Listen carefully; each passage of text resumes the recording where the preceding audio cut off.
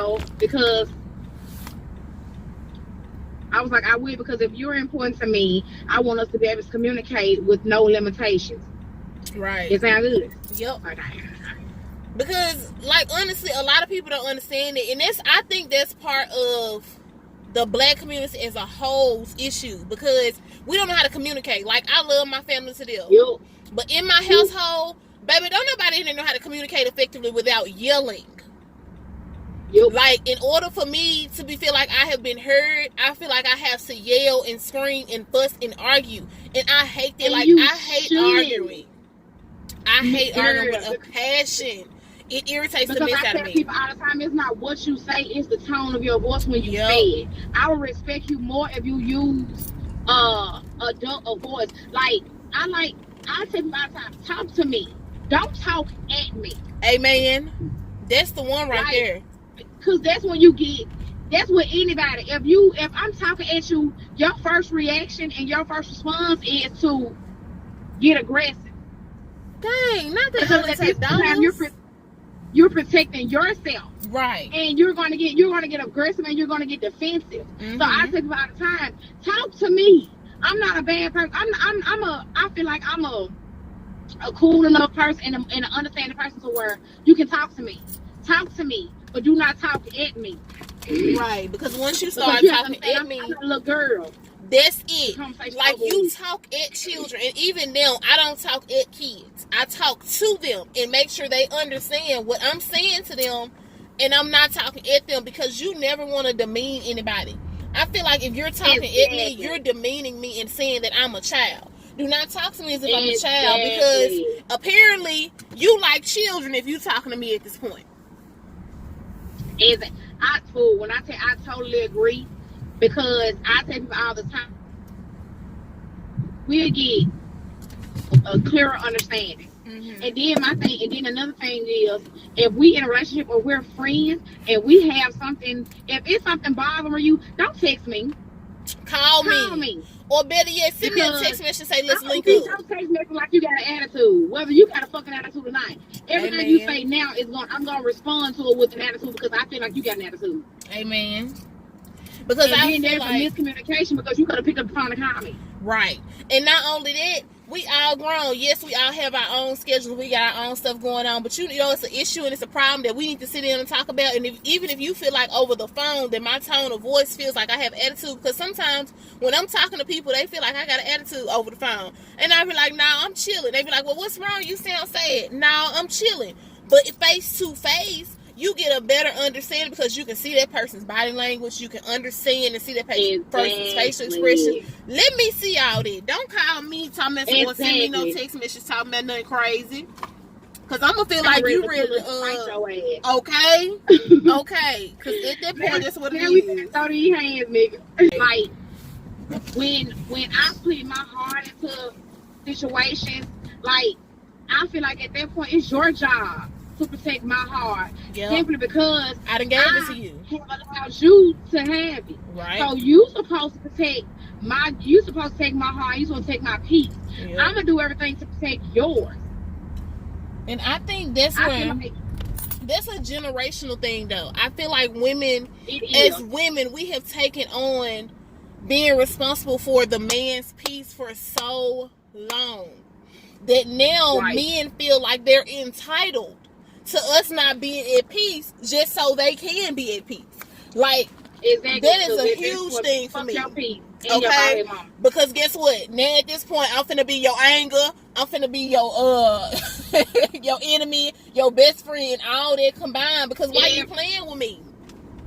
Exactly. And I had to learn, like, it took me so long to walk away from dead ass situations and dead ass relationships. Yeah. And I hated starting over. I like being alone. I like being alone because it brings me peace. Yep. But at the same time, I don't like being alone because I do want that companionship. I do want that warmth, that loving, and that caring. Like, that's what I do want, because I'm a woman and I'm human. And it took me a long time. I can't lie. It took me a long time to understand that men, whether they short or not, they they want the same thing. Yep. They want that warmth. They want that loving. They want all of the same shit that we want. But because as men, when they do want that stuff and they say they want it, they are being labeled as they're not weak. being masculine. Right.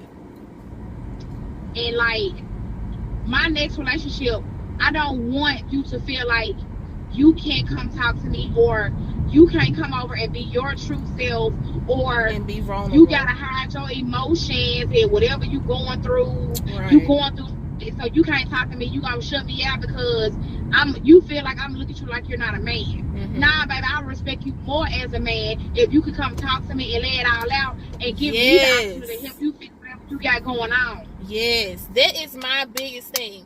Like, so recently I had a situation. Dude sat up there and told me, he was like, he's like, I can't talk to you because you get offended by everything.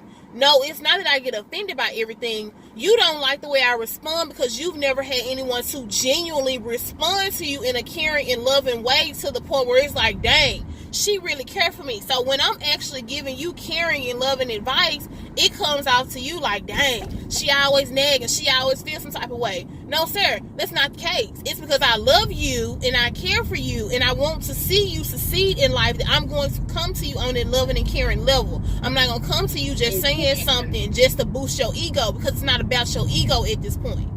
And that's what's wrong. These niggas be want you to stroke their motherfucking ego. Baby, this is what I don't want. I don't want no nigga. Right. I don't want no man boy. Right. I want a man. Because that's definitely what a nigga is. I gotta stroke your ego to make you feel like you're a man. Right. Because I don't want you to stroke the ego to make me feel like I'm no woman. I want us to be able to connect on a whole different level outside of sex and every fucking thing else.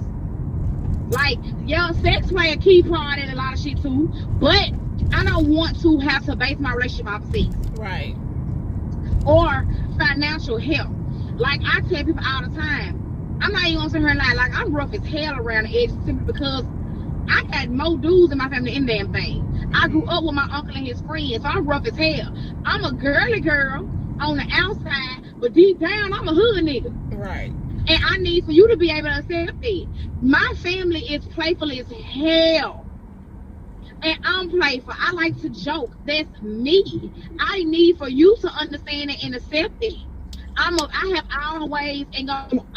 always been, always will be a very blunt person. I'm always speak what's on my mind because I feel like that's my true self. If I have to hide my true feelings and hide what I want to say or how I feel about a situation, then I'm lying to myself. I'm not being true to myself. Right. And at this point, I don't want to be with you. I don't want to be your friend. If you my friend and I can't be honest with you and be blunt with you, I don't want none of that, because of the simple fact that I cannot be myself. I was literally at work today and I was like, dang, it's crazy how people feel like they have to switch up and put on and adapt to their surroundings. But I'm not going to adapt to my surroundings. My surroundings can adapt to me, but I'm not going to adapt to my surroundings, because at the end of the day, I have learned to become comfortable with who Angel Marie is. And I love every bit of me that I have learned about myself. Like, everything about me, I love it. I wouldn't change it for the world. So I'm not going to put myself in a situation to where, oh, you don't like this, I'm going to change it. Now, if it's something that's hindering me and you're showing me how it's hindering me and it's not benefiting me, then yes, by all means, I will find a way to change and I will work on it. But do not come to me and tell me that you feel like something that I've been doing for years and that's a part of me and that is me and my personality, you don't like it, so you want me to change it because it doesn't, it's like an attitude, or it doesn't fit with how you felt like I would. It don't fit with your image of me. Right. I hate for people. Like, one thing that I hate, so guys that have dated know I'm a virgin. One thing that I hate that they do is they be like, oh, you so sweet, you so this, you so that. And as soon as I start popping off on them about something that I don't like they've done, all of a sudden it's, I never thought you'll be this type of person. You this type of person. You this, you that. You mean, you selfish, you this, da-da-da-da-da. That's not the case, baby boy. You have created an image of my name. Just because my name is Angel does not mean that I'm angelic. I got my flaws just like everybody else. Let me tell you something about this. Just because you think I'm supposed to be a certain type of way does not mean that's not that doesn't mean that that's how I'm actually going to be. Right. People look at me as this ghetto ass girl. That's not me. That's not my personality at all. You have to get to know me to understand it. Yep. People look at me as, man, you so damn fine, isn't it? Yes, true enough. I don't never tell anybody I'm fine as hell. I tell myself I'm fine as hell. Yep. But to anybody else, I don't feel like I'm fine as hell. I feel like I'm cute. Don't get me wrong. I'm cute as hell. Yeah. But I would never let what I look like determine my situation. And like I had to tell him, you know, like dudes come in and expect so much from a female. They do, right? Especially financially. This and the third. And like I told him, like we were talking about something. And I was like, I don't mind telling nobody about shit I have going on because it's me, it's who I am. Yeah. I said, now I work 2 jobs. I started school in January. I got 3 kids I take care of by myself. I said, I stay by myself. I pay all the bills. I don't get no fucking assistance. Right. I said, and I'm gonna continue to do so. I said, so I will tell you that I'm broke. Like I ain't broke. I ain't no begging bitch broke. Right. But goddamn it, I'm broke as in all my motherfucking bills paid. We got food and shit in the house. We making go shopping here and there, but I ain't got no money to do shit else extra. Right. Like I said, I'm that kind of broke. You know what I'm saying? Right. I was like, I said I'm not that broke so I need somebody to take care of me. Yep. I said that's what a lot of people get it misconstrued when they feel like, oh, this female can't bring us to the table. No, motherfucker, I still technically can bring the fucking table. Don't ever get it construed. Don't ever get it misconstrued. Because I still can bring the table because I brought the table to my own motherfucking address. Yep. And it's what because you make more money than me, or you bring, or you can do more for me than I can do for myself, don't mean I can't take care of myself. I don't need no man to take care of me. I don't need no man to take care of my kids. I don't need no man to do shit for me. Yeah. Because I can do it on my own. Yeah. And the moment you feel like that's something that you have to do, when you feel like I have become a bill to you, leave me alone. Let me go.